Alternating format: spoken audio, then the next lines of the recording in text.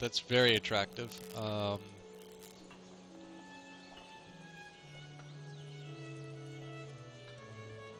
Okay, so exploration used to be what?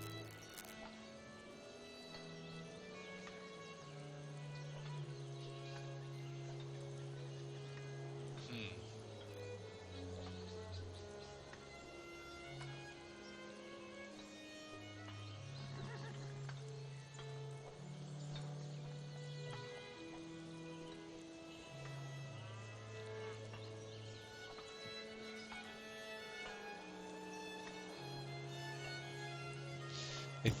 Against my better judgment, I am going to do commerce.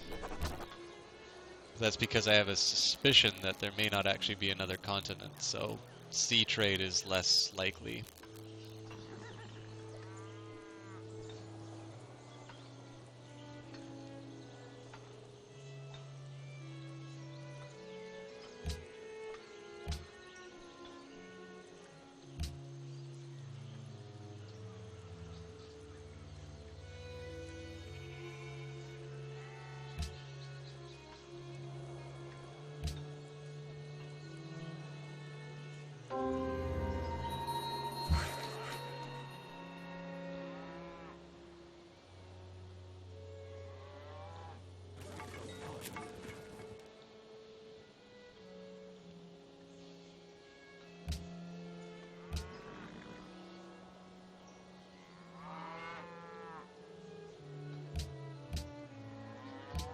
Hooray! Mutually beneficial trade.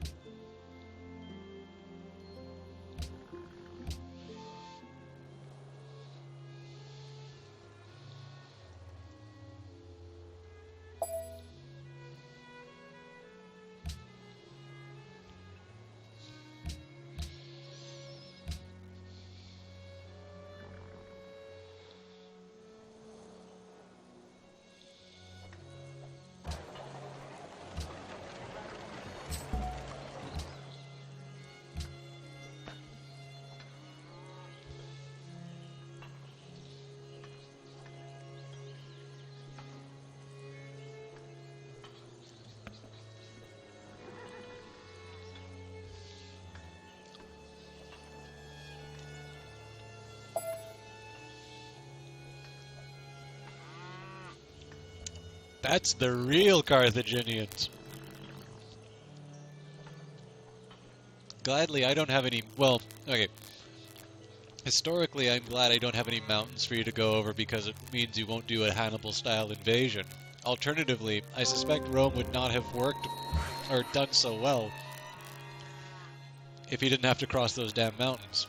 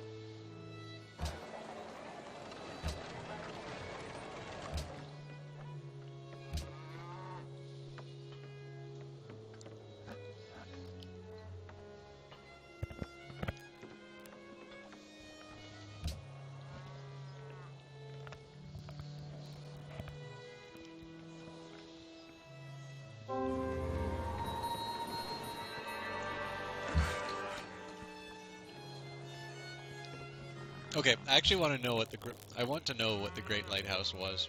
I don't know what this thing. Another Greek. um, the Great Lighthouse, also known as the Pharos, was a marble watchtower and lighthouse built in 280 BC. So I'm only 500 years too late on that. An island in the harbor of Alexandria, Egypt, estimated to have been 300 feet high. The primary function of the lighthouse was to guide approaching ships to the harbor on an otherwise unmarked coast. Exactly how the Pharos functioned is open to debate, with some historians believing that the fires were burned on the top of the tower, while others believe that mirrors were used to reflect sunlight. Since ships rarely sailed along the coast at night, there was probably little need for the lighthouse after dark. The Pharos was destroyed in the 14th century after having been damaged by earthquakes. Interesting. I learned something. Oh, okay. If you need iron...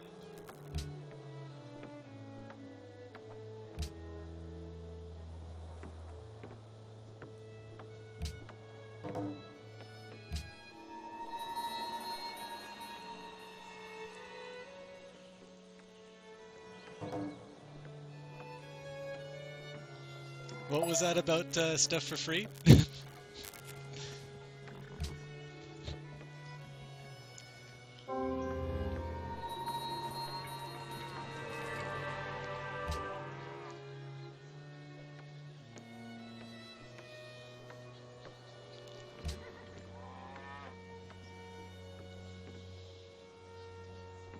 Roman industry, I'm telling you. It's all those people we have.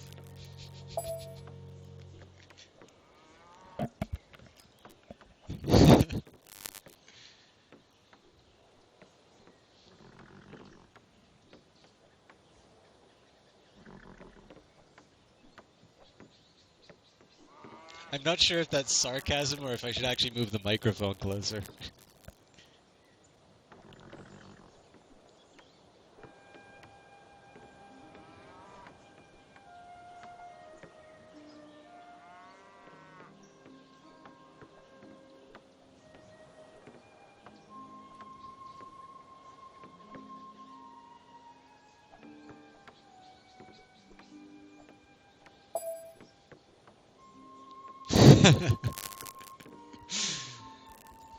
It's a wonder why you're still playing with me, to be perfectly frank. I apparently am incapable of... Sorry. I'm apparently incapable of keeping my mouth shut.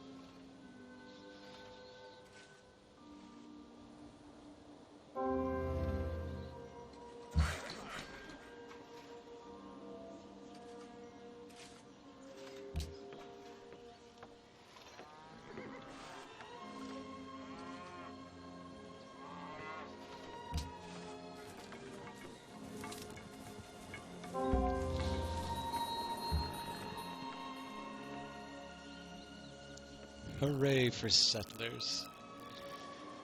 I have settlers, but no place to settle them. Oh, yes I do.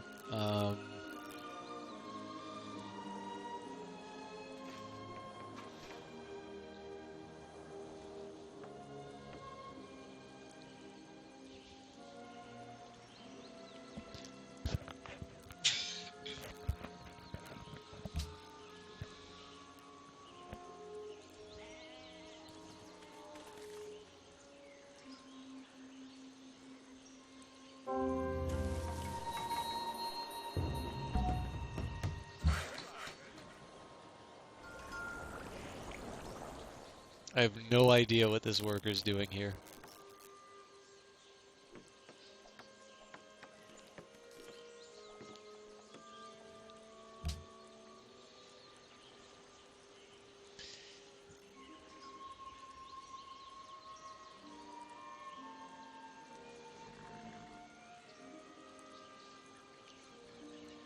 So in this case, it's recommending chivalry, which makes sense. I mean, I have iron and I have horses.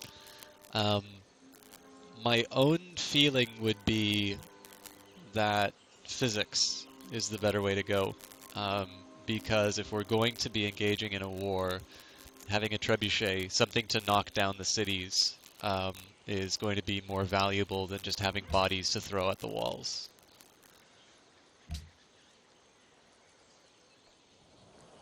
I generally try to take the advice of the game, but not thoughtlessly. So that was a case where I disagreed with the recommendation.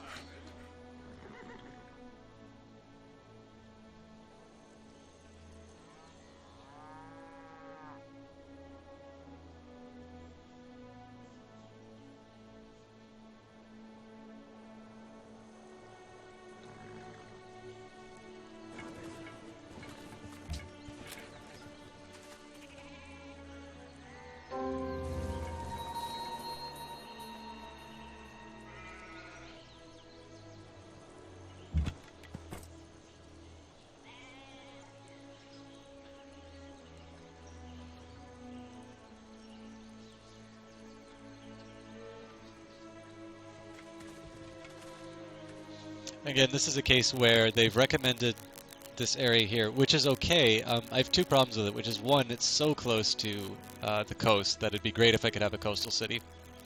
Next, there's a hill here, which would be a good position for someone to attack me. And I mean, if I'm going to be fighting Persia, this is going to be the logical route that they would take anyway. So technically I have the same problem if I build it here, but I'm hoping that building something here will give me access to the spice, the iron, the wine, and spice again. I probably won't have access to that, but we'll see.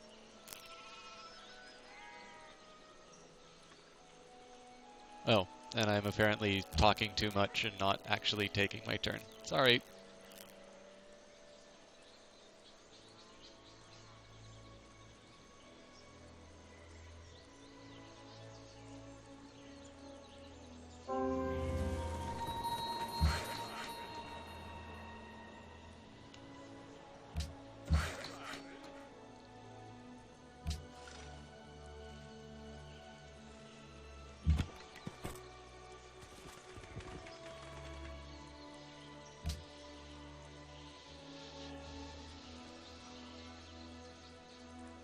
Maybe that doesn't access the wine, actually.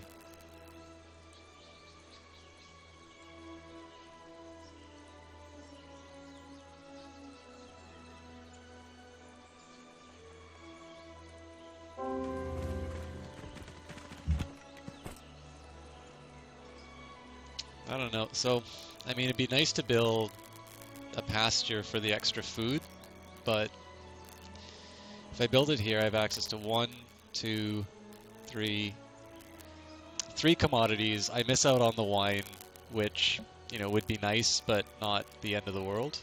Do I have access to spices right now?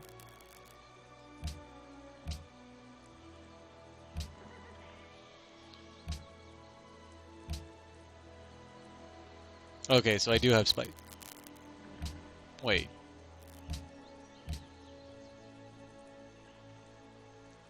Well, I don't see them. I don't know.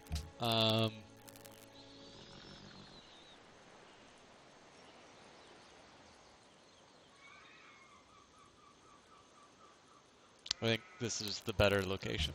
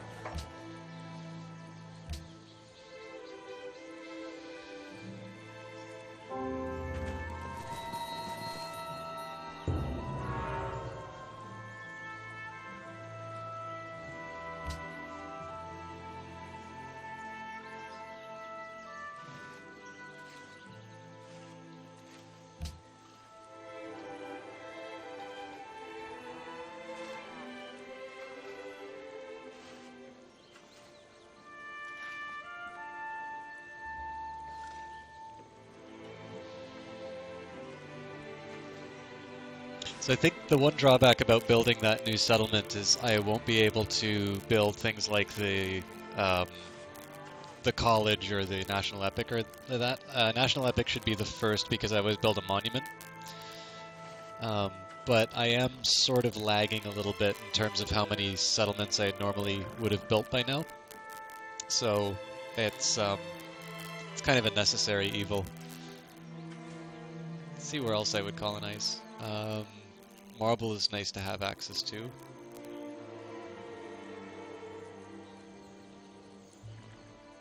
It's kind of cramped in this area though, so this would be a nice area to settle in actually. So I think that would be the last colony I would want to build though. Maybe one over here if I can justify it somehow.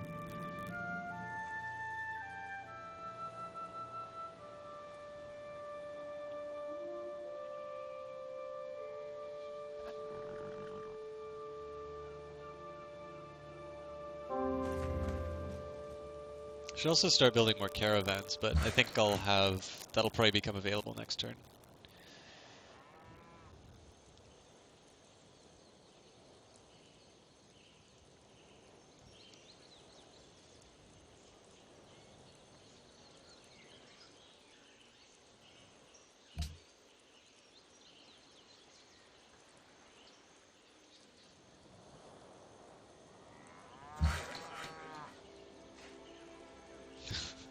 They were closer, I should have got them to build the road. Oh well, they can build a farm.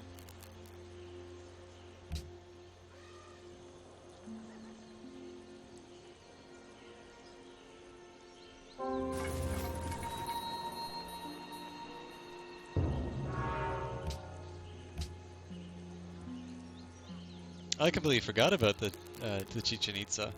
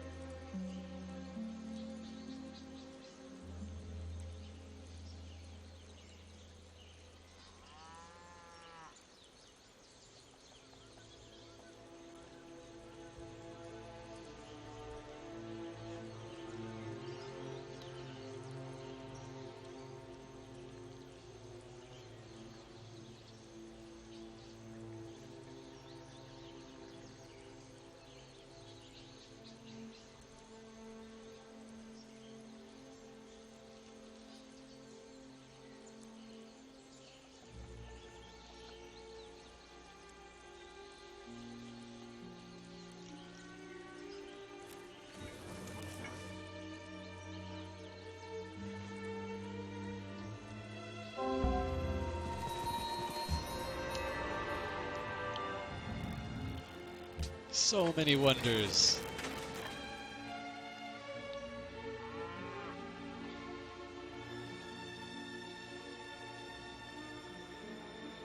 This would be really good to build. What would it take for Rome to do that? 11 turns.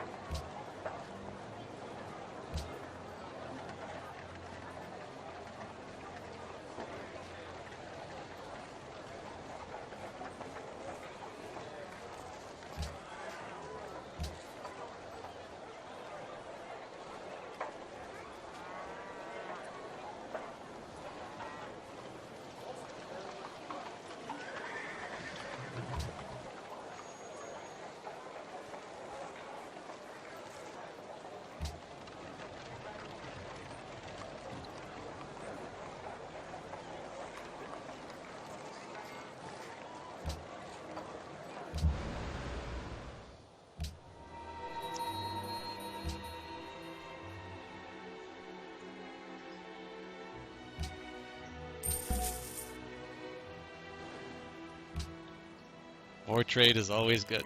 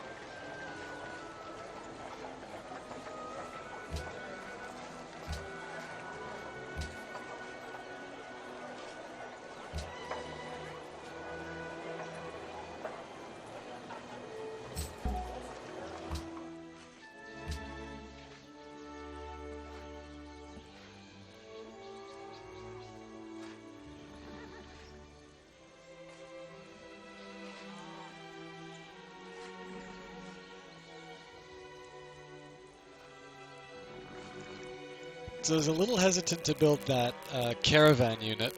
It'll be apparent when I go on to the next turn, and then I'll explain it at that point.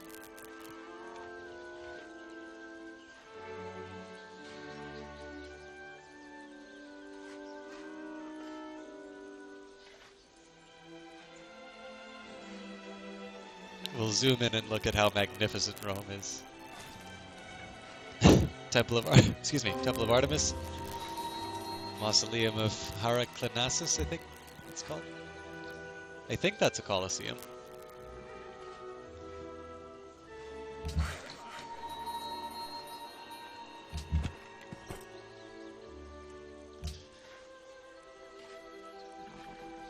So the drawback here is that I can get gold from engaging in trade, and I can also exert religious pressure as far as Moscow is concerned. I used to be able to do it for Parasopolis as well, but I suspect they've founded a religion, which is why it's probably a holy city. So I could make an argument for doing trade within my empire for extra food, but the gold is nice to have.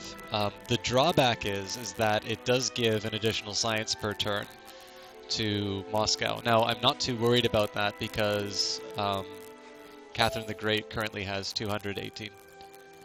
Oh, I don't have any military units, but I have a lot of barracks.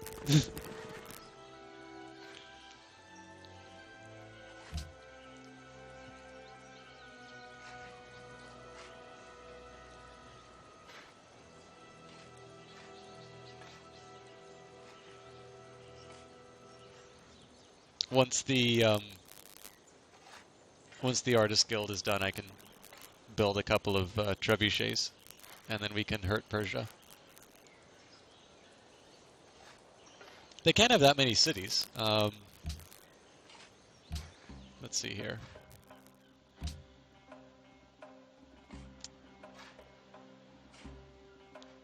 They don't have any tradable cities? I don't believe that.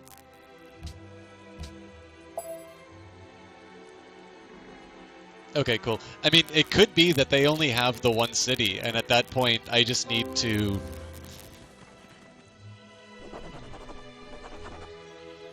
Yeah, that's exactly what I used to do, like, I used to do, like, nearly no military, but in this case, I at least build up enough defenses, because generally people will take advantage of you if you do that. But yeah, in terms of attacking Persia, I think if they only have this one city, then I just need to build some trebuchets, and that'll knock them down, and you can take the city. So,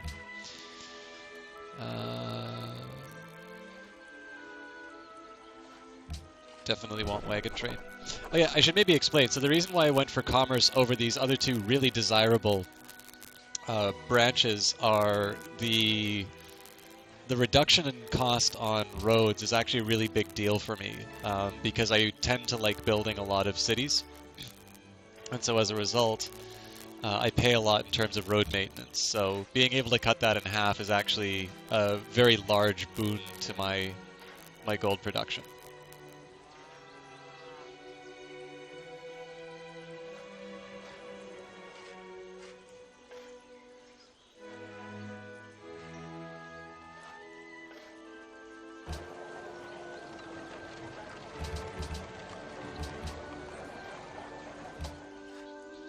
forgot to change the production. That's fine. I can eat the turn.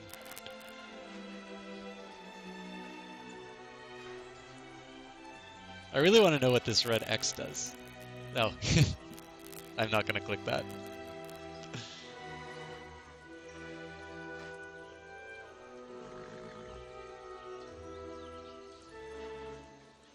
So it says waiting for players. If both players have pushed the button, does this mean the game's locked up?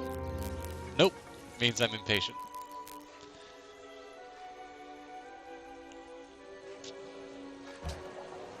Only 9 turns. Alright.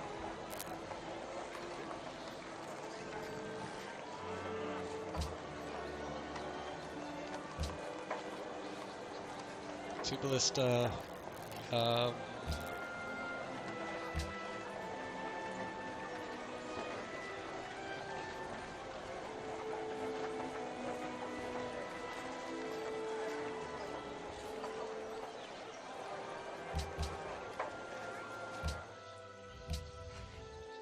Ah!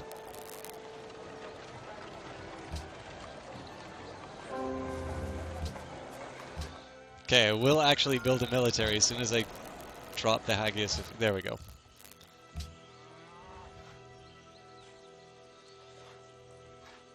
Compass would be really good, but that's... Yeah, I think, well, I'm 50-50 on unit stacking, just simply because it would create this unstoppable death ball, which was great if you were the one, like, delivering it, and it would be awful if you were the one receiving it. So I think the advantage of the current system is that you need to be a little bit more strategic in terms of where you put things and how you allocate your resources. But yeah, I do agree that it does also create frustration. Like, it's a way that you can really mess with somebody's positioning. So.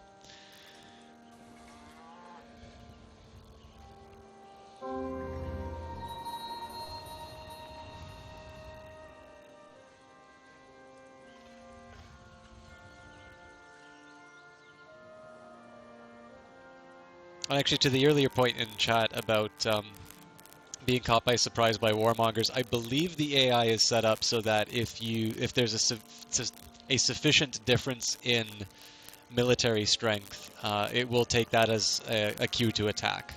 Because I mean, why wouldn't you expand your territory if you could afford it? So.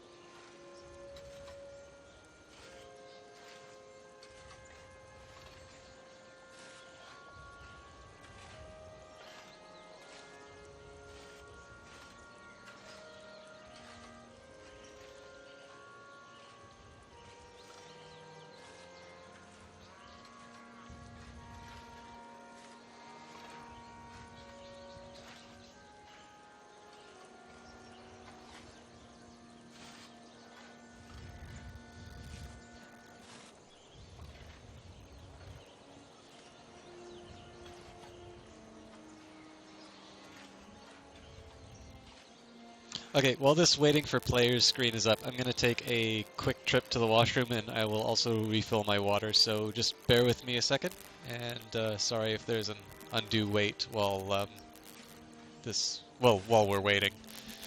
See you in a sec.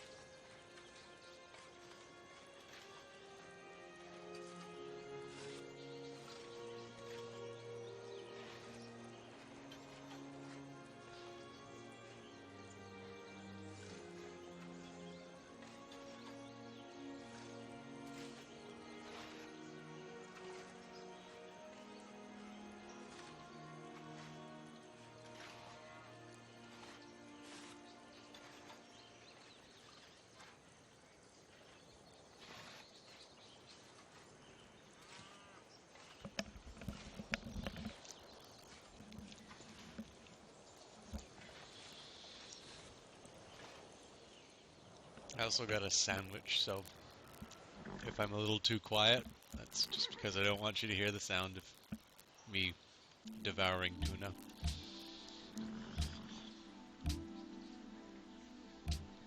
I think we might be over-preparing a little bit for this fight against the Persians, but on the other hand, that's not bad because I can just redirect the forces down into Moscow and we can take the continent.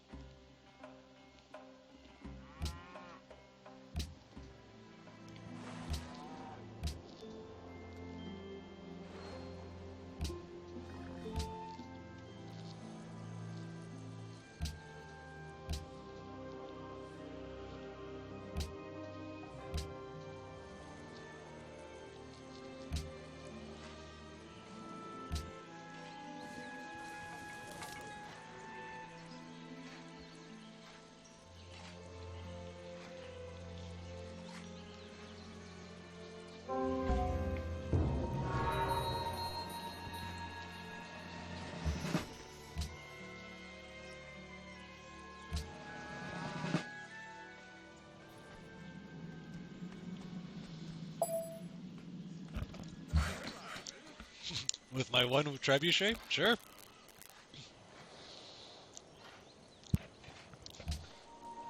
Go right ahead. I will say my contribution is going to be a little bit limited because you'll notice that there is a really narrow kind of path into Persian territory. But if they try and defend it, then good lord. Yeah, I don't think you're going to need my help. But yeah, I will definitely bring units, and if you haven't taken them down by then, I'll just pound Persepolis till you can take it.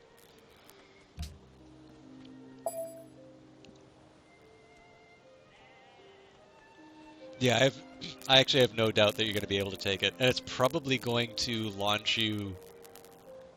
I don't know if you'll double my Civ score, but you're definitely going to surpass me with that.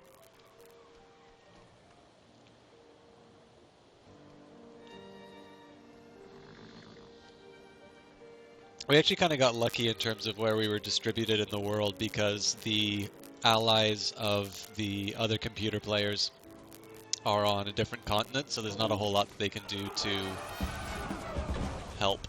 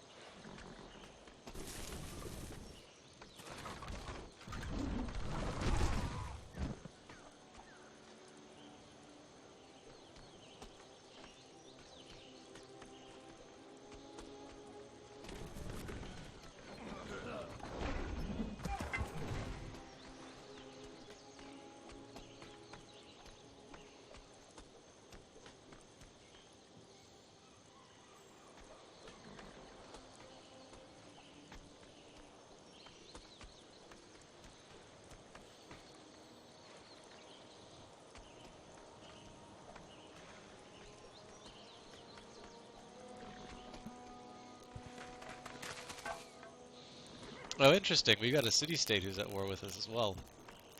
Tyre and Kuala Lumpur.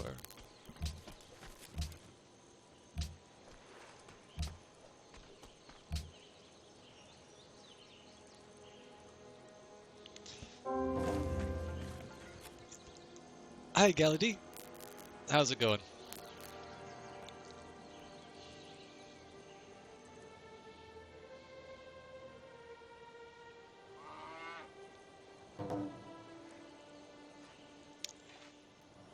Deal.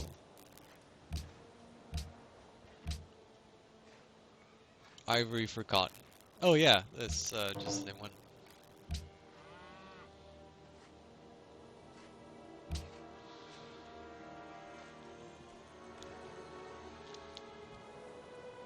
So I think the trick at this point will be once Persepolis falls. I hope I'm saying that right. Um, to take them up into Kuala Lumpur, which is going to be, that's always a tough, city-state is always a tough opponent to fight. And then I'll wait a bit before taking on Catherine.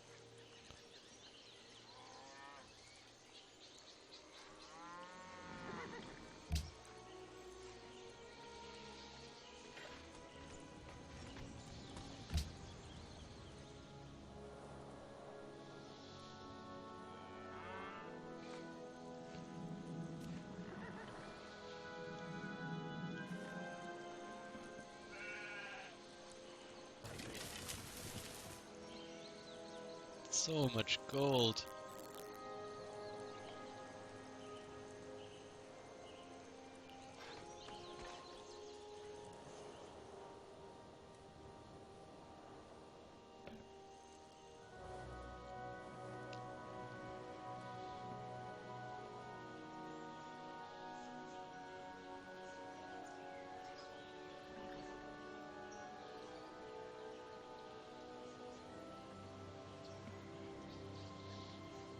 I noticed the turns are really taking a lot longer. I suspect this is just because there's so much, um, just so much activity on the board now, so I definitely see the CPU usage keeps climbing.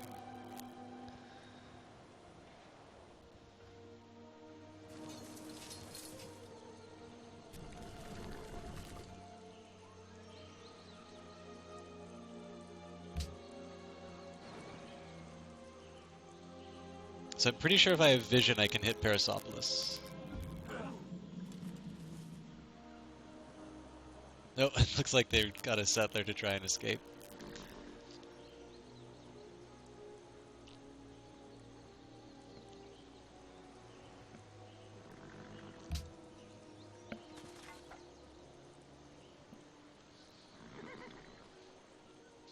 Actually, I think I'm in range for them to fire on me, I'm not sure.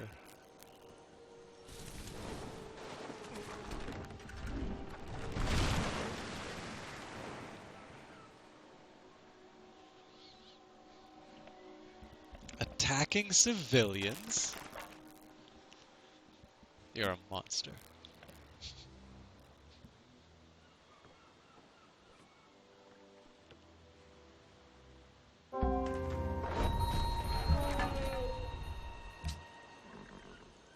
When you... Okay. I gotta get closer.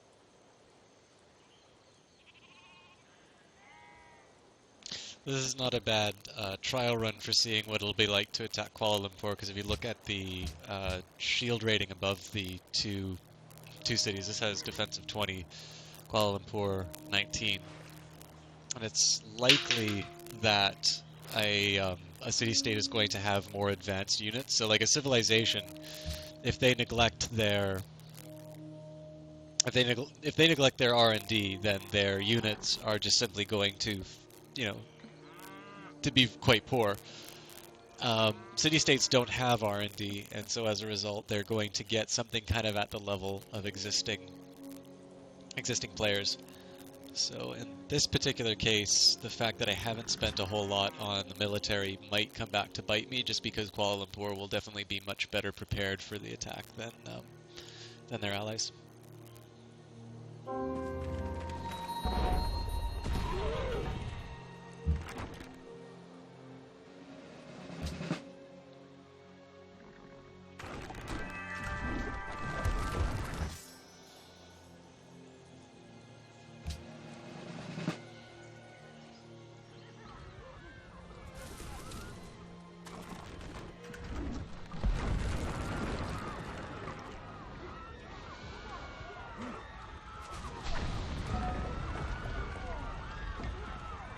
Oh, got a great profit. Nice.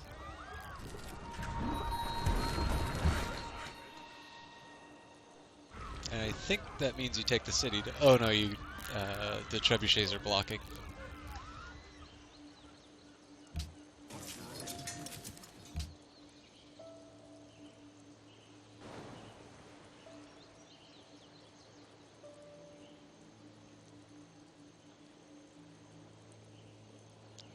Well, I don't think this is a possibility anymore, so... Um, happiness?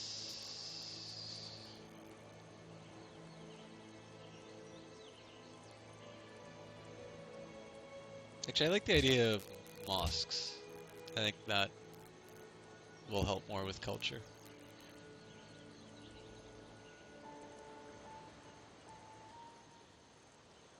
Uh,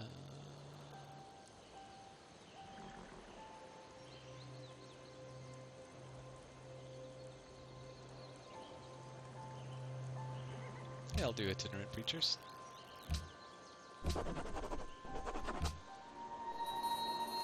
How has my religion spread?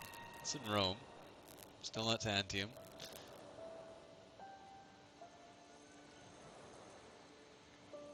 Basically nowhere.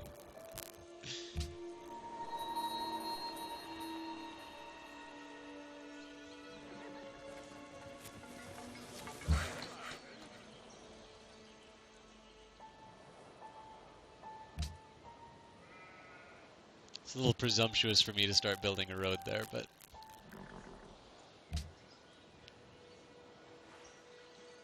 Oh, it simply won't let me. Alright. Um...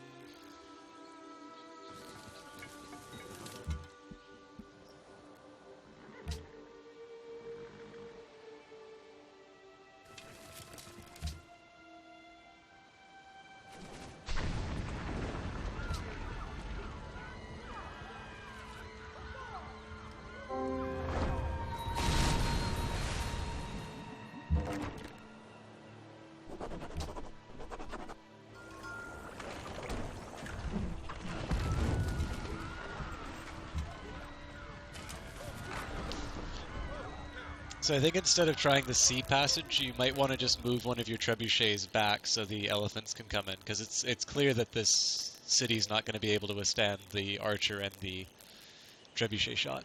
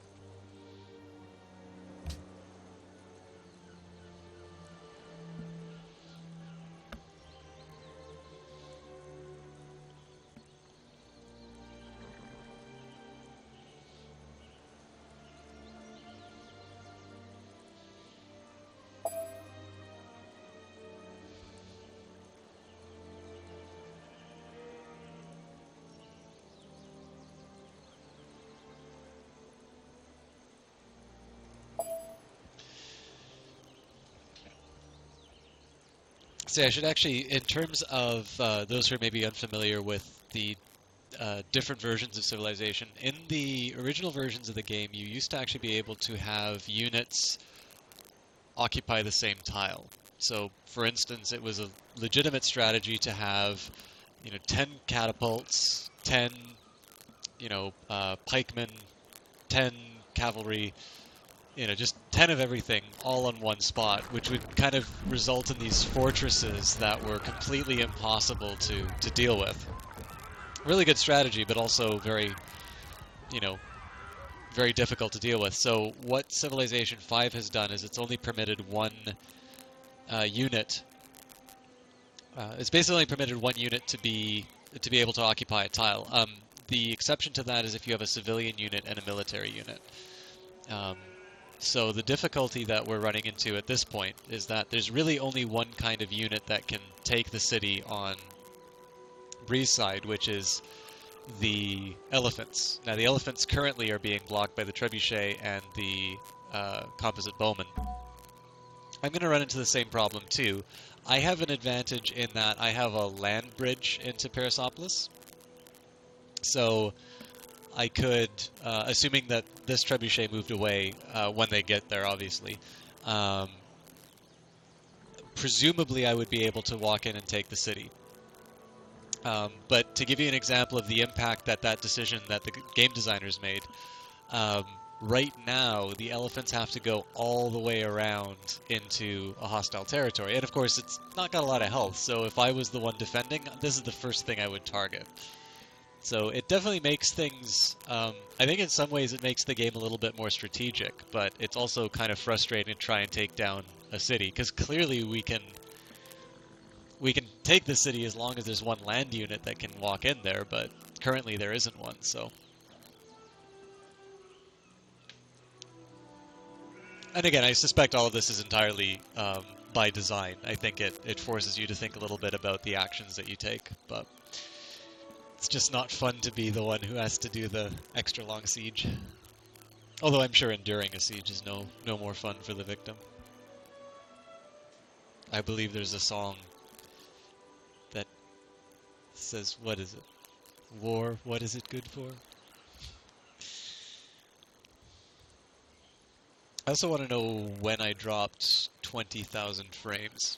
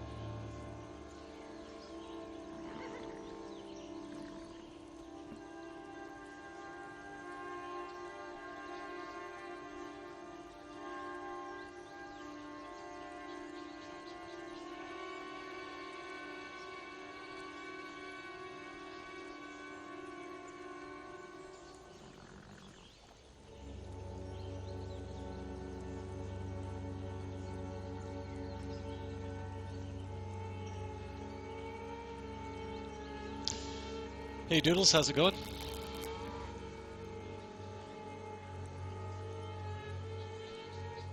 I'm sorry, by the way, I know you wrote that a few minutes ago. I was completely phased out. I didn't have Twitch chat up, so.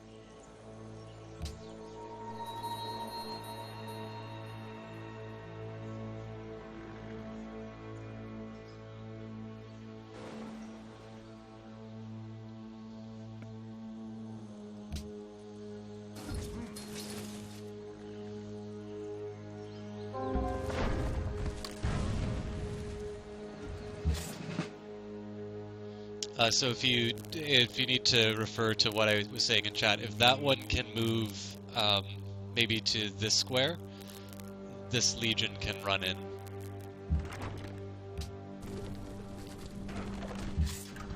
Much obliged.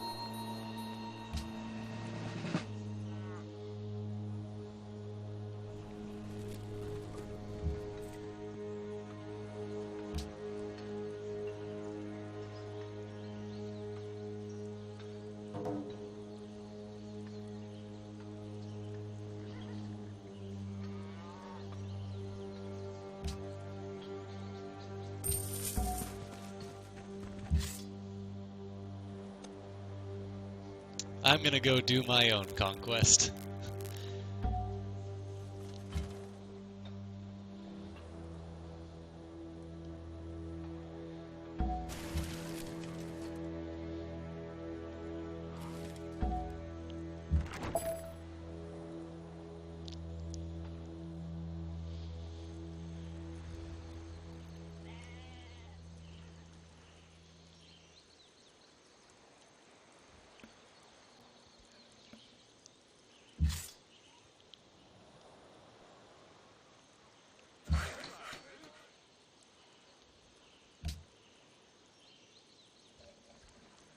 I'm only mad that giving over Parasopolis resulted in you surpassing my civilization score.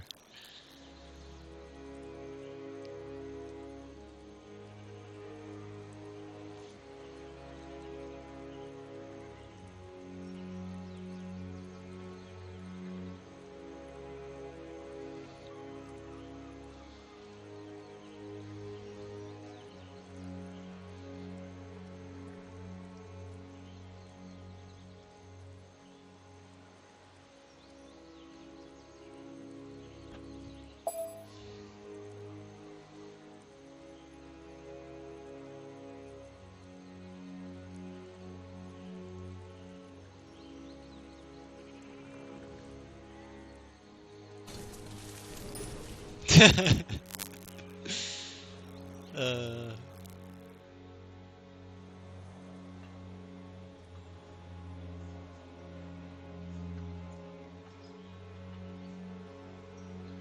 Oh, it's still the same turn.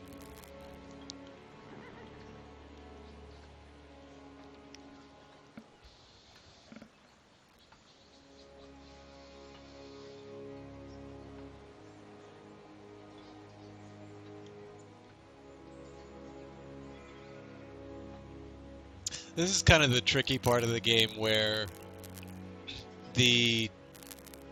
clearly the time that it's taking to go in between turns is getting longer, but we haven't quite got enough interesting stuff to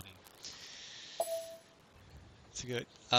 Catherine will be next after we clean up the city-states that are at war with us. I think Tyre is the closest one to you, and Kuala Lumpur is there. Yeah, I definitely like to take Russia, but I think it would be wise to just kind of close the fights that we've already got right now. Oh, I see what this is. Encourage me to do... I think that was... yeah. I think I was building that one when you were scolding me for not building enough military units.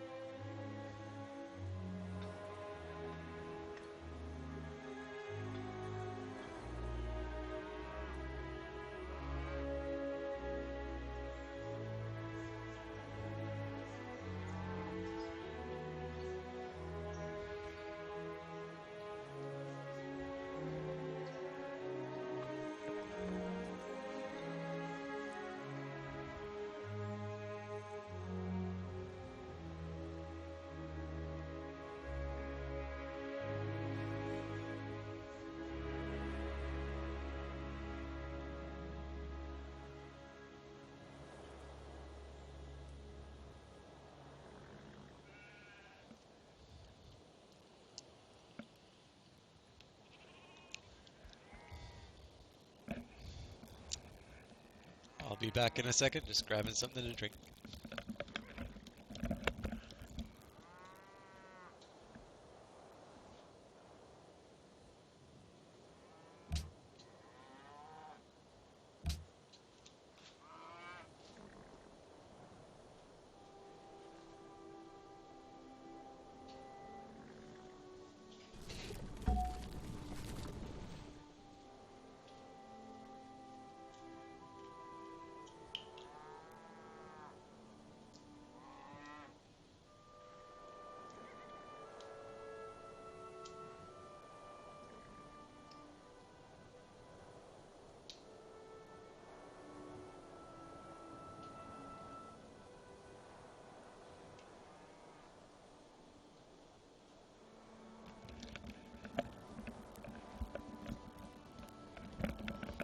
So I was always thinking, I just realized, I know you founded Christianity, but I didn't think, I noticed it was Protestantism that it said.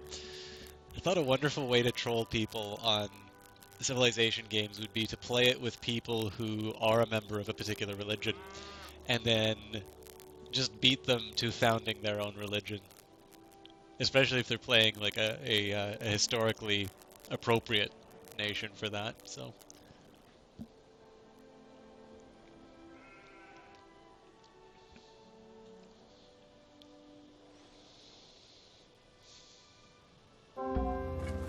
There we go.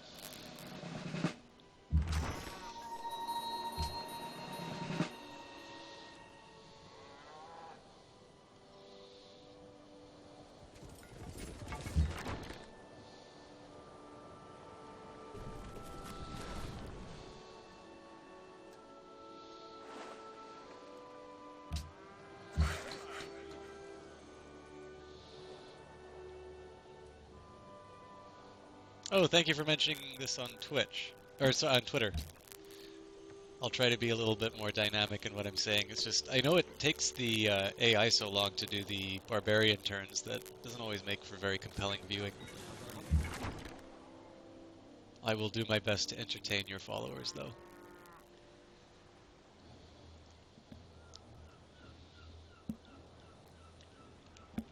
And of course the people who are already here.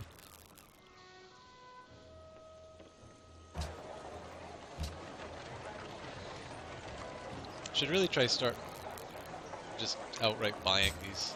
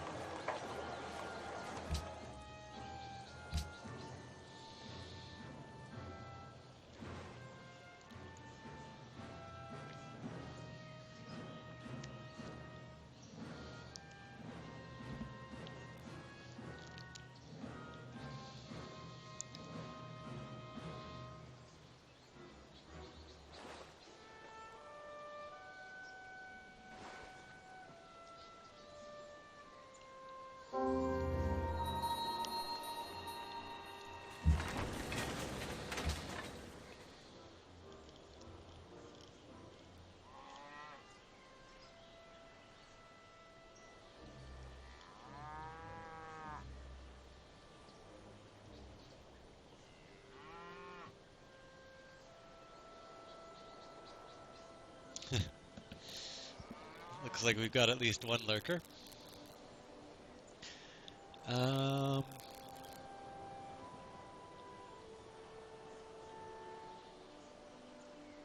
What do I want to build in this? National Epic is short. I should probably focus on stuff like happiness leads to golden ages, which results in better productivity, so I should still be focusing on this kind of stuff, but...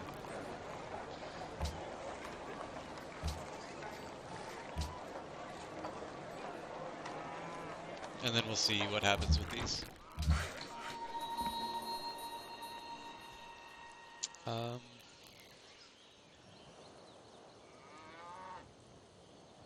starting to run out of work for these guys to do.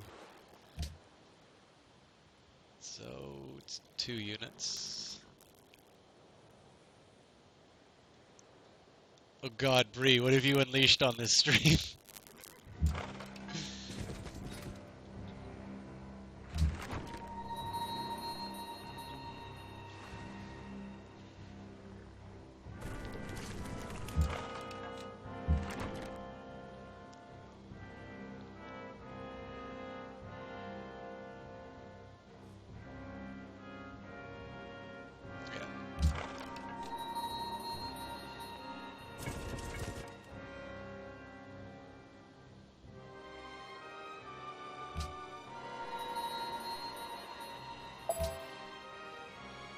Get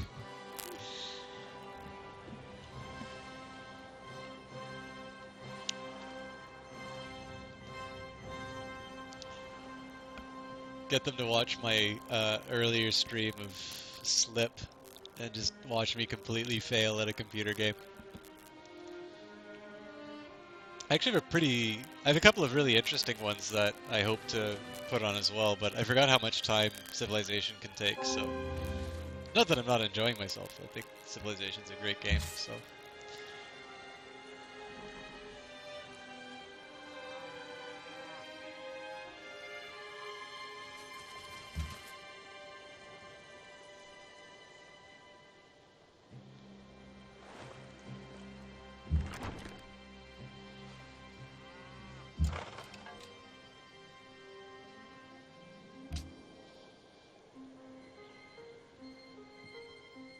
So I see you have a few new arrivals. This is likely the Twitter crowd. Welcome to the stream. I'm tremendously enjoying myself doing this. It's, won't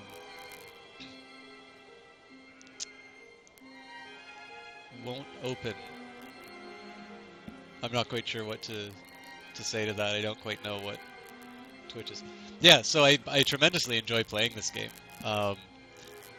But I forgot how like, I was originally worrying about how I would fill 24 hours of broadcast. I kind of got that I might run out of things to say during a particularly lengthy game. But, I just, like, normally around this point, I'd probably be, if not close to the modern age, at least, like, in the Victorian era. But we're still in, like, 1200 AD, so...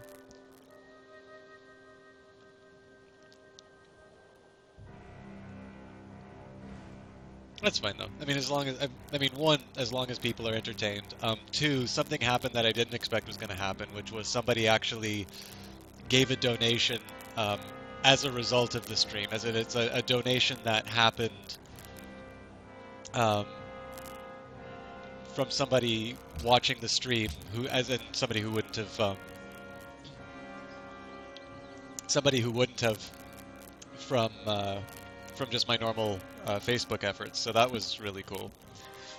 And then, of course, most importantly, I'm pretty sure we'll be hitting the goal by the end, so those were some unexpected results. And then I'm also going to try out a couple of games that I think will be really interesting to watch, but kind of brutal too, so just in difficulty and in content, so... But we'll see how that goes. I was kind of going to save it up for a... somebody who saw the trailer for it and was interested. One thing I am happy about too, I don't want to get too negative on the stream, but I actually reached out to a couple of game developers in order to to support the stream. I also had a really bad experience with FedEx, and I just wrote in a letter kind of explaining what the problems were. And they offered a gift basket. Like, the problem was with delivery. Like, it was just really badly handled. So I kind of said to him, it's like, you know, I appreciate the gesture, but I'm not entirely sure creating another opportunity to have a delivery go wrong is really going to do anything other than frustrate me. So I said, you know, instead, could you just donate the value of that gift basket to the stream? And I mean, it's great that they said, oh, you know, that's a very generous thought and so on and so forth, but I got like 3 emails of discussion, but I didn't actually get any action from them. And actually, I don't mind saying what company this was. So one game that I stream on on a somewhat regular basis is a game called Sword of the Stars: The Pit by a Vancouver company called Kerberos. Now, they didn't even acknowledge that they had gotten a request from me. I don't mind if somebody says no, because it's really unusual, but I was just thinking, it's like, you know, it's a small game, it's one with a very tight community. They're a local business, so presumably they would want to help a local hospital. And, you know, nothing really came out of it, so The other company I reached out to was Amplitude Studios. They make Endless Space, which I might put on the stream.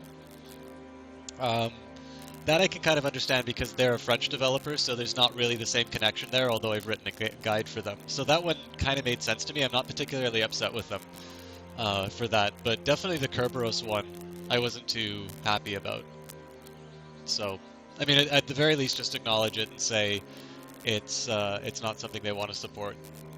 But the one who came out the worst out of the whole thing was FedEx, because it's one thing to, you know, sort of imply that you are going to do something, but then to like only follow up with words when there was already a massive customer service failure, I think is kind of an indication as to why I wrote a complaint letter in the first place, really. But anyways, that's the only negativity that I'll allow on the stream.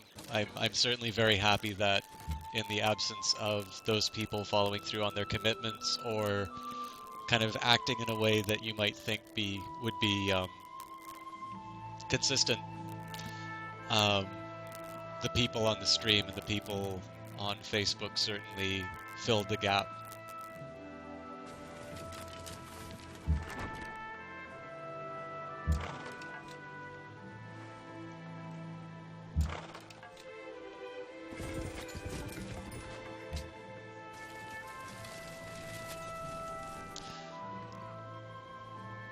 The Roman Legion is very helpful, but very slow.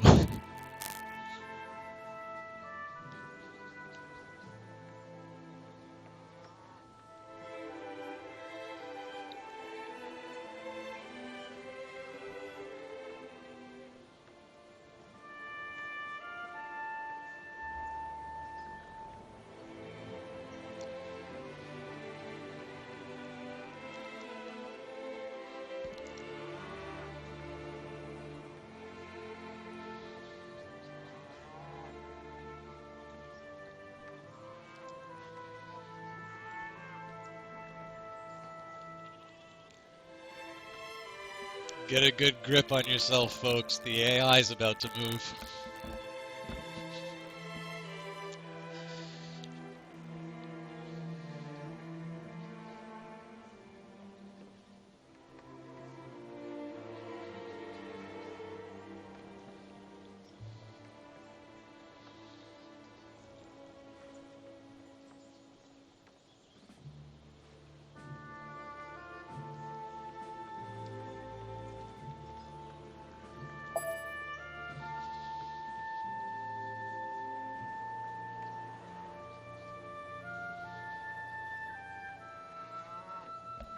You know, I've got some Thucydides here or something like that. I think I'm going to start reading one of these historical books if the AI doesn't help or hurry up. Alright. Oh, there's so much good stuff. Let's do banking. Well,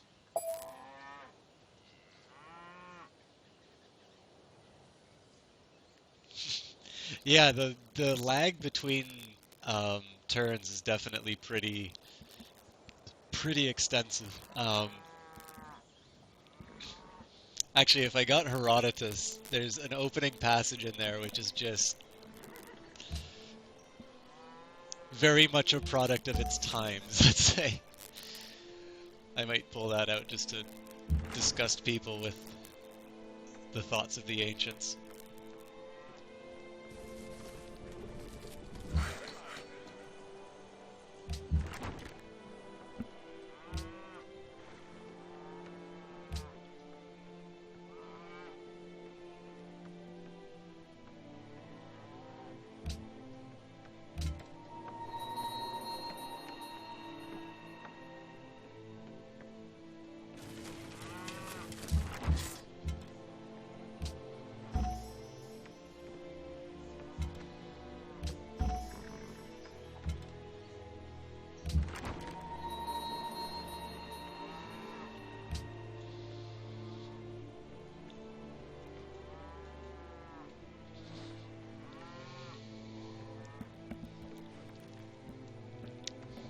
Okay, I finished my turn. I'm gonna start getting some ancient Greek stuff out.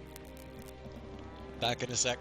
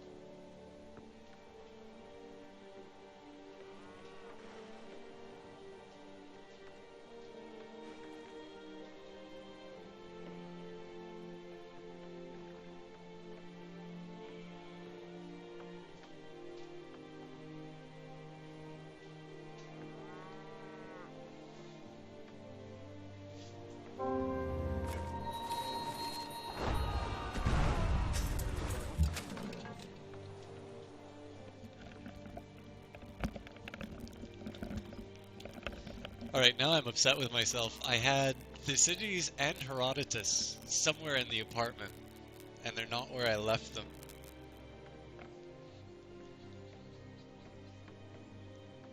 They have to be on one of these shelves behind me. Okay, it's not worth looking for right now. But I swear, if these get any longer, I am definitely going to I'm definitely gonna pull out the Ancient Greek. I have my big book of Plato, but history would be a little more appropriate, I think. Or a strategy guide.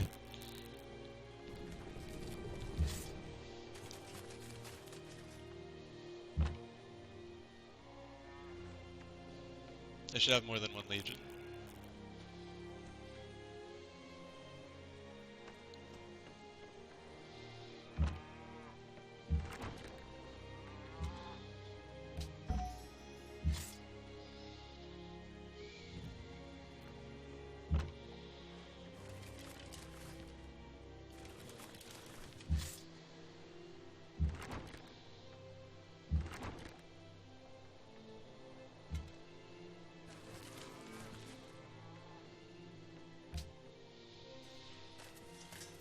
Ah, there they are.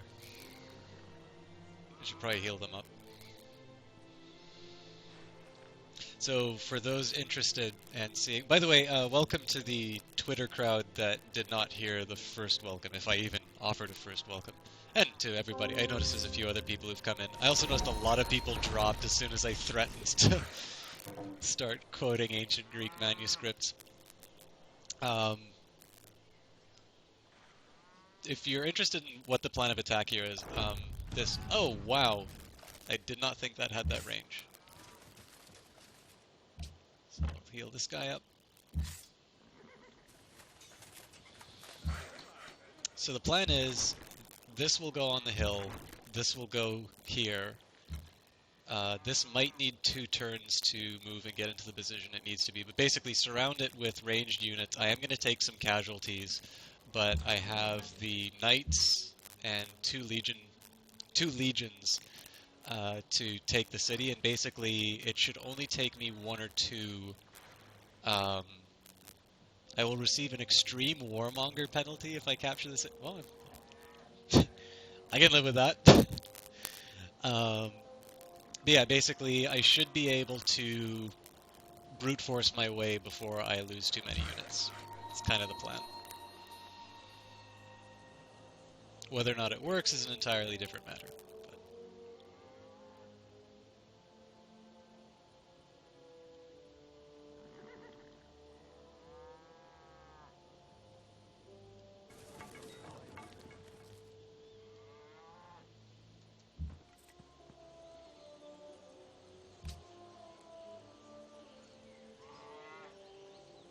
I'm still really hesitant to send anything to Russia, just because... Actually, this is a bit of history I forgot to mention. So if you wanted to know the origins of what we now know as the Western philosophical tradition that would be in a town called Miletus. The first three pre-Socratic philosophers came there: Thales, Anaximenes, and Anaximander.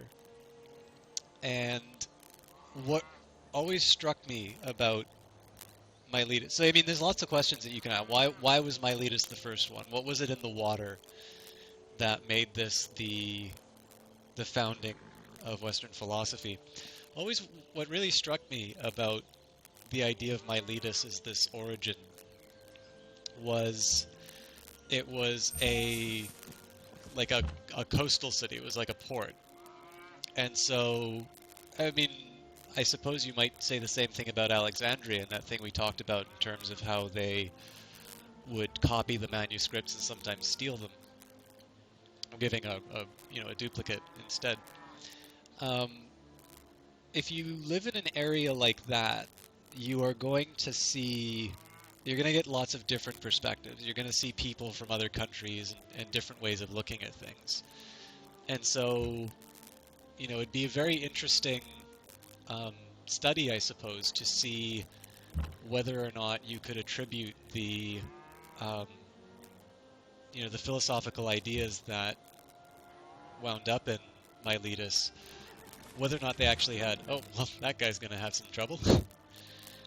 Whether or not you could actually say that they were a result of Miletus being exposed to those different kinds of ideas, or if it just happened to be, if it was luck that that it was a coastal city and also happened to have this philosophy. It's especially interesting if you consider it in relation to what Plato wrote in the Republic, where, I mean, it starts by going to the Piraeus, which is kind of a dock.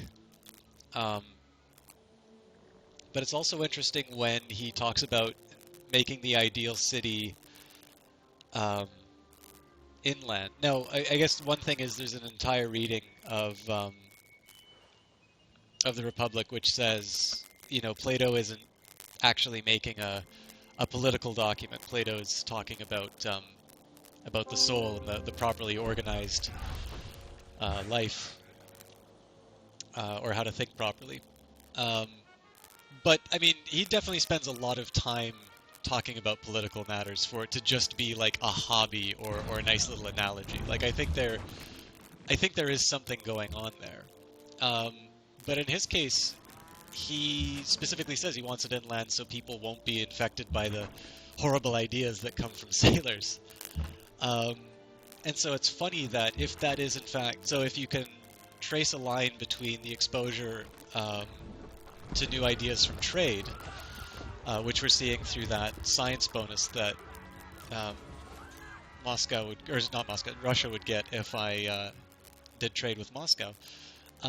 It's kind of interesting that it's possible that Plato made an argument that would have actually prevented the development of philosophy in Miletus. Again, there's no real way to provide evidence one way or the other on it. I think it'd be an interesting study whether or not you can make an argument in terms of trade resulting in new ideas. Actually, there's a TED Talk that might be relevant to this by a guy called Matthew Ridley called When Ideas Have Sex. And he does talk about societies that wind up being closed off for some reason, and this regression in terms of technology that they have. So there is actually a little bit of evidence. I'm not entirely being honest when I say there's no way to test that, because his argument is that trade is something that will benefit people in terms of technological ideas. Now, again, the technology he's talking about is not necessarily relevant to what happened in Miletus, but I don't know. It'd be an interesting study. I'm sure somebody has thought about this a little bit more deeply than I have. And I at least found my Thucydides. I wonder if Herodotus is below him. Nope.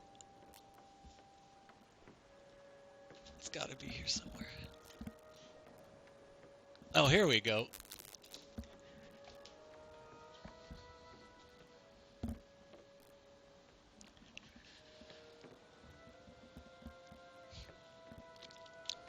I also love the fact that Miletus discussion, I had 5 viewers at the start of it and 2 viewers now.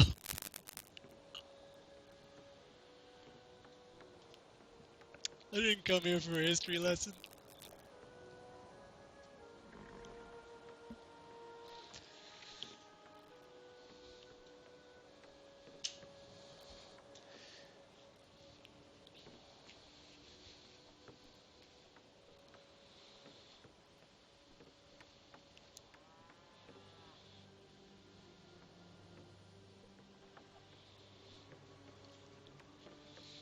Okay, on the topic of history, this is Herodotus the Histories. I'm only going to read the first little bit of it, and the introduction is a little, uh,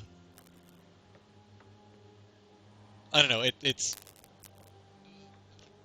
kind of like, it's like reading old-fashioned writing. It really builds itself up, but the third paragraph is so very delightfully out of date that I had to share this. So, Book 1 of Herodotus the Histories. Herodotus of Halicarnassus. Oh, that's something to save for the next turn.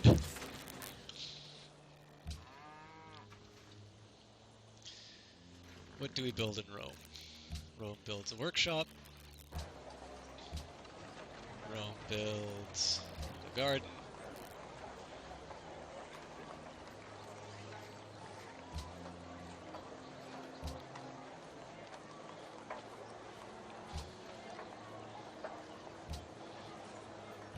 That should keep Rome busy for a bit.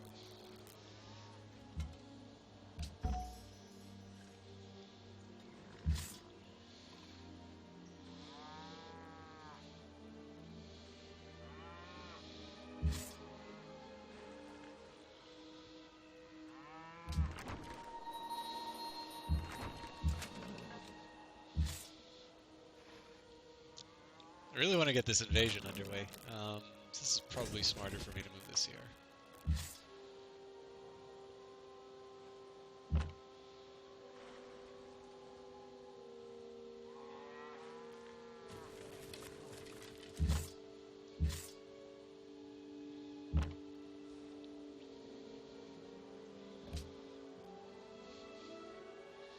Okay, so the quote. Book 1, the history, is kind of considered to be the first historical work of antiquity. Herodotus of Halicarnassus here displays his inquiry so that human achievements may not become forgotten in time, and great and marvelous deeds, some displayed by Greeks, some by barbarians, may not be without their glory, and especially to show why the two peoples fought with each other. Learned Persians put the responsibility for the quarrel on the Phoenicians. Phoenicians. These people came originally from the so-called Red Sea, and as soon as they had penetrated to the Mediterranean and settled in the country where they are today, they took to making long trading voyages. Loaded with Egyptian and Assyrian goods, they called at various places along the coast, including Argos, in those days the most important place in the land now called Hellas. Here in Argos they displayed their wares. Oh, hang on. This is not the part I was thinking of. Okay, well, I'll read it through anyway. So, here in Argos they displayed their wares, and 5 or 6 days later, when they were nearly sold out, a number of women came down to the beach to see the fair. Amongst these was the king's daughter, whom Greek and Persian writers agree in calling Io, daughter of Inachus. These women were standing about near the vessel's stern, buying what they fancied, when suddenly the Phoenician sailors passed the word along and made a rush at them. The greater number got away, but Io and some others were caught and bundled aboard the ship, which cleared at once and made off for Egypt. This, according to the Persian account, the Greeks have a different story, was how Io came to Egypt, and this was the first of the series of unjust acts. Later on, some Greeks, whose name the Persians failed to record, but they were probably Cretans, put into Phoenician port of Tyre and carried off the king's daughter, Europa, thus giving them tit for tat. For the next outrage, it was the Greeks again who were also responsible. They sailed in an armed... Tales of women stealing will resume shortly.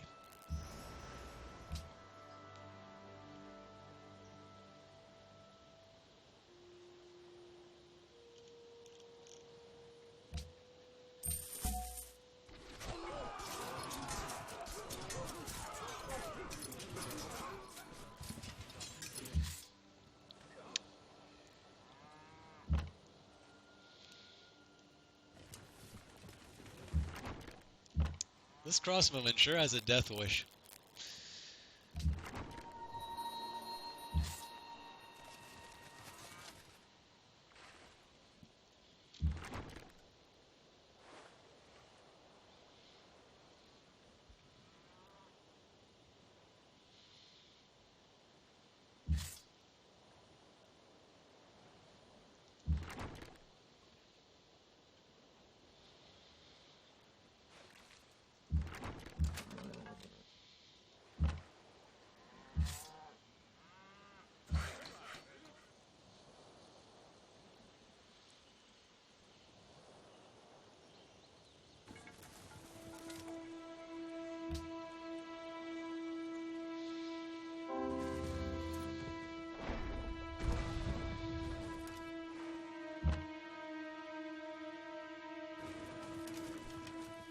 I can't believe that that actually didn't take that long.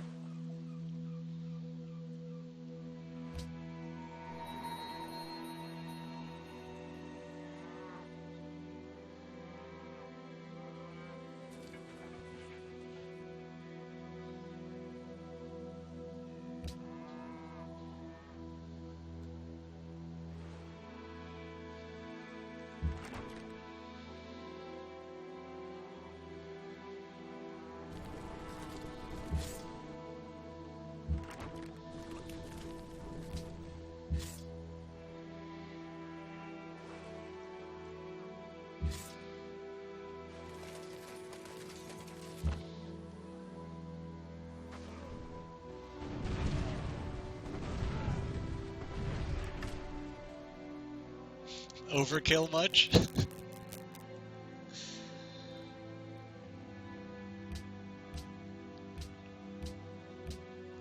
Nothing quite like solving your problem or classical problems with modern weaponry.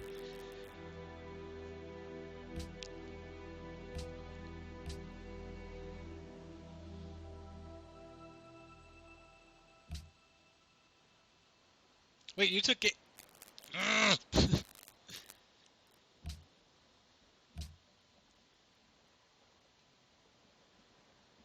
I'm gonna need to start getting some territory, otherwise the Roman Empire is gonna become quite irrelevant.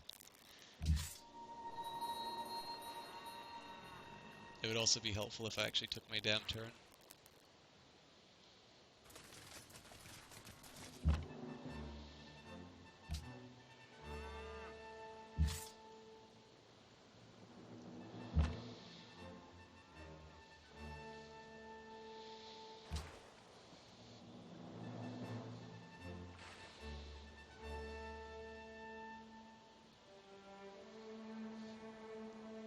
Alright, back to stories of woman theft.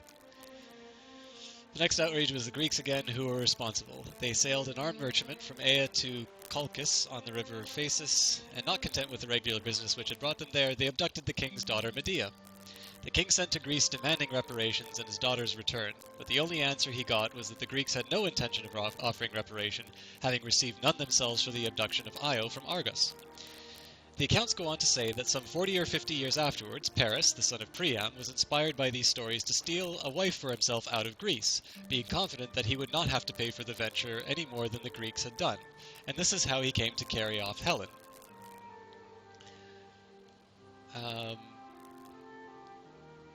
The first idea of the Greeks after this event was to send a demand for satisfaction and for Helen's return.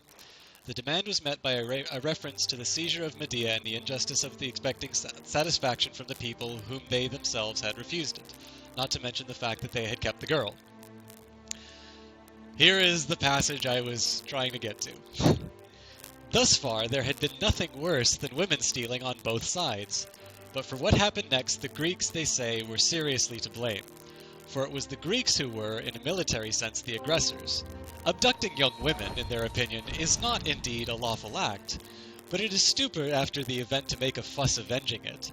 The only sensible thing is to take no notice, for it is obvious that no young woman allows herself to be abducted if she does not wish to be. What do we just lose? Oh, you completed Alhambra. All right. I think we can leave it there, but certainly that is a very unique way of looking at the problems between the Greeks and the Persians, and is the original document in which we consider the founding document of history.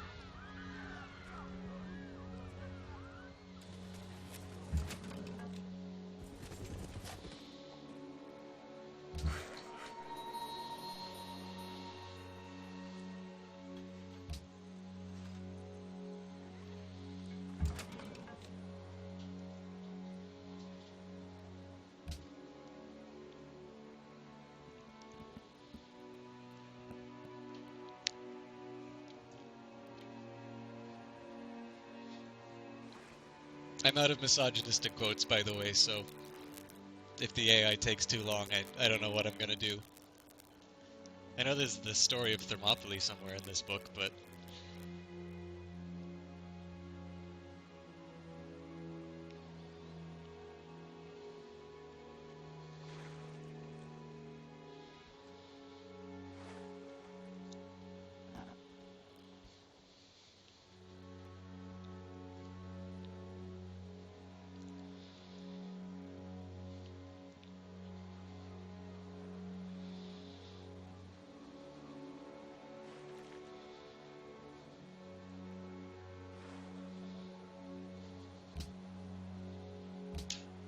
I didn't know we got into the Renaissance.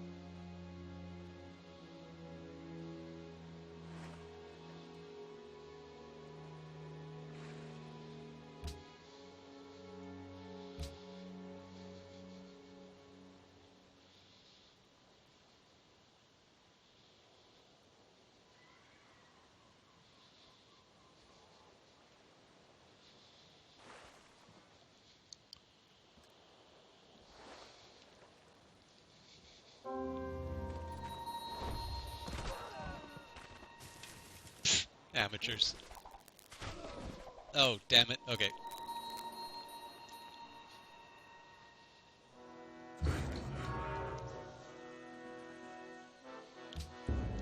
That sucks that Catherine just made the Great Wall. It's gonna make her harder to invade.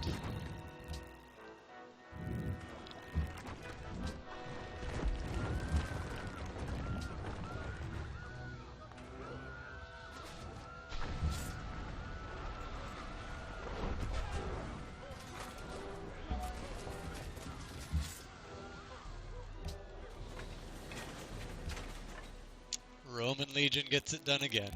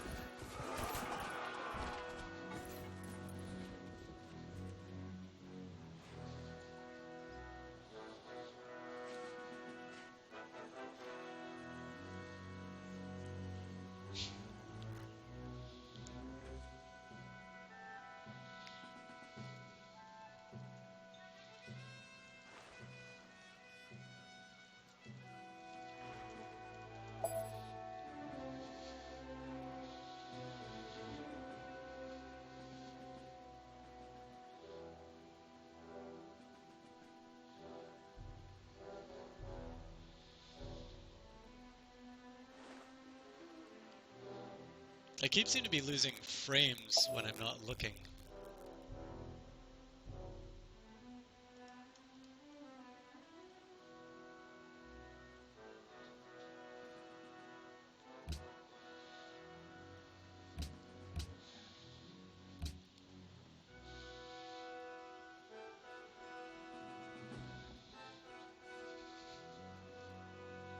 So looking at the Great Wall, it's not that difficult. Okay.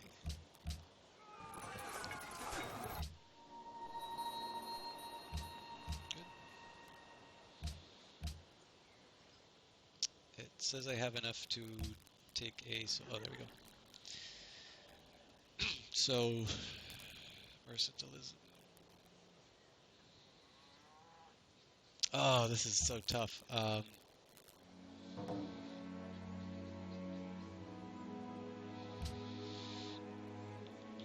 Okay, do I finish what does commerce give me if I complete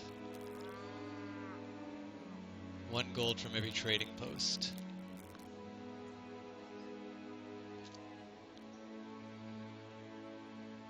Definitely purchasing things in cities is good. And extra science from mints is also good. Yeah, I think I'm gonna finish up commerce. I can decide what to do after that.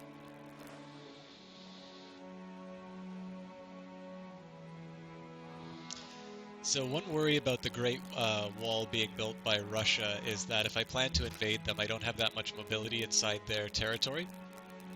But fortunately, it seems like their borders are close enough that that's not going to cause a huge problem. It'll be problematic, but it won't be game breaking.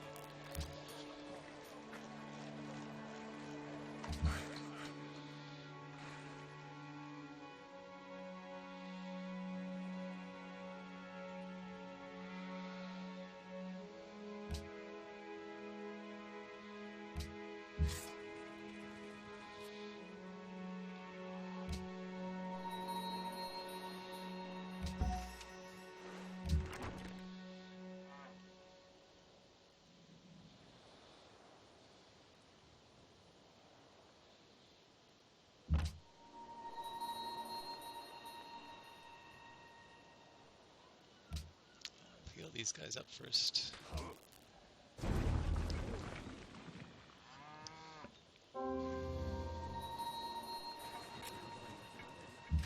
Oh, sorry, you know what? I didn't even notice the deal. Yes.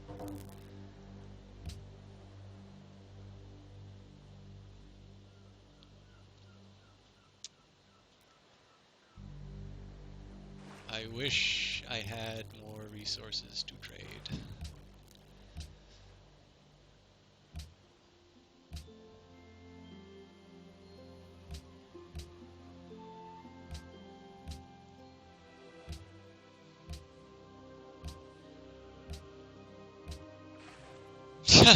Not a chance.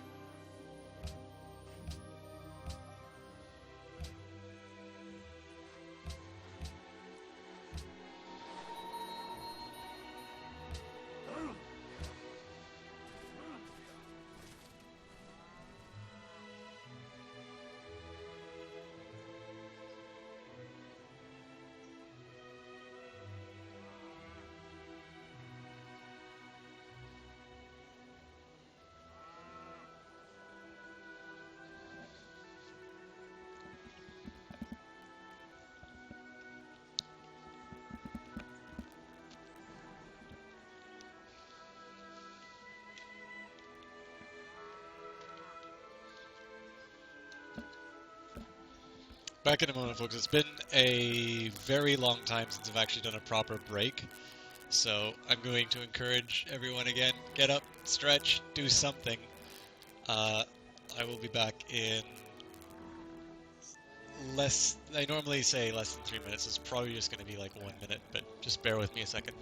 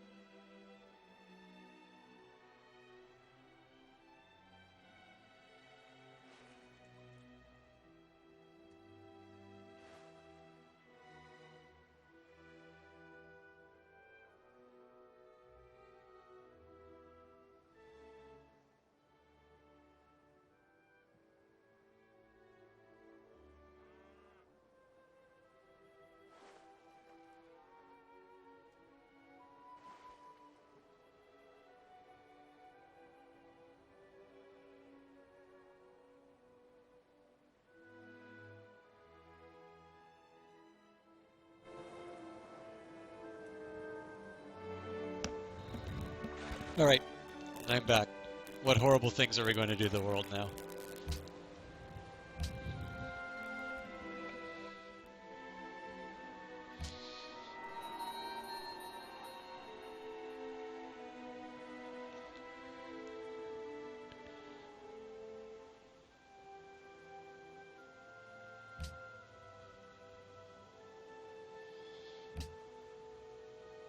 So the good news is that Moscow isn't really any better defended than the city-state that I just took down relatively easily. The biggest problem is that if I don't nail it, then I'm going to wind up in a situation where I can't give any reinforcements.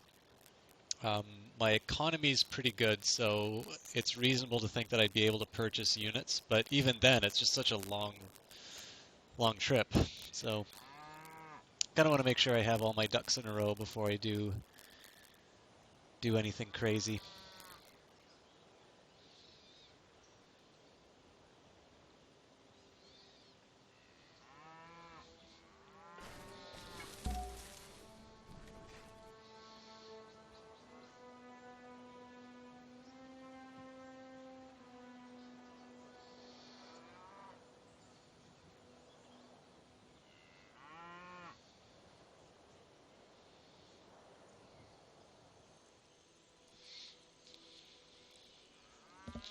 It has been so long since I've had somebody add me on a Steam friend that wasn't trying to do a trade for Dota 2 items or trying to scam me.